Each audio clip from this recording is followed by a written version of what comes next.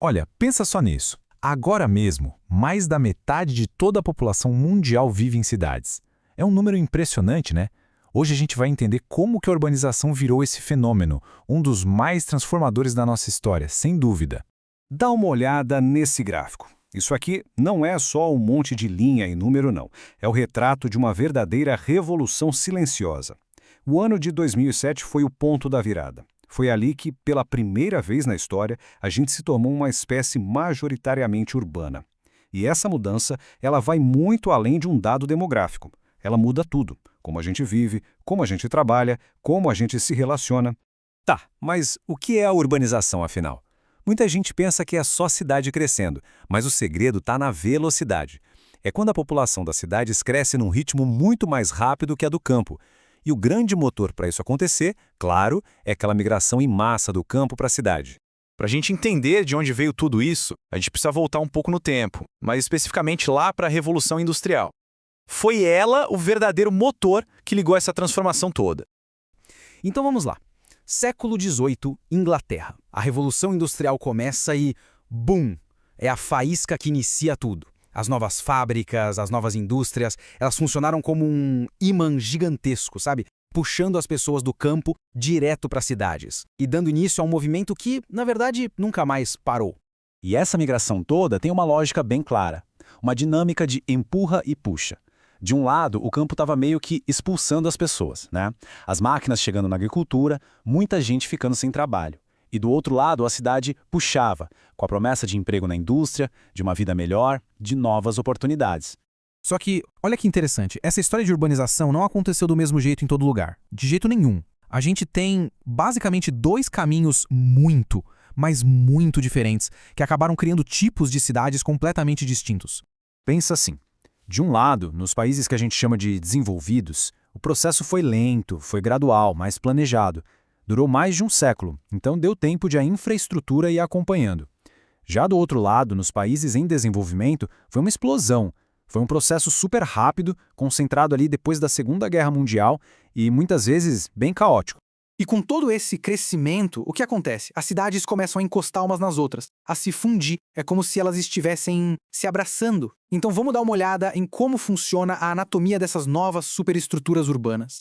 O primeiro passo para entender isso é o que a gente chama de conurbação. A ideia é bem simples, na verdade. Duas ou mais cidades crescem tanto, mas tanto, que as áreas urbanas delas acabam se juntando, viram uma mancha urbana só, contínua. Agora, imagine essa conurbação numa escala gigantesca, unindo não só cidades, mas metrópoles inteiras. Aí a gente tem o que se chama de megalópole. É um corredor urbano imenso, que pode se estender por centenas e centenas de quilômetros. A gente vê exemplos disso pelo mundo todo. Tem a Boswash nos Estados Unidos, que vai de Boston a Washington, tem a corredor Tokaido no Japão e tem a famosa Banana Azul na Europa. São áreas tão gigantes e tão conectadas que você viaja por elas e nem percebe mais onde uma cidade termina e a outra começa. Beleza. Agora vamos para um ponto que confunde muita gente. Cidade global e megacidade. É a mesma coisa? Qual a diferença entre elas?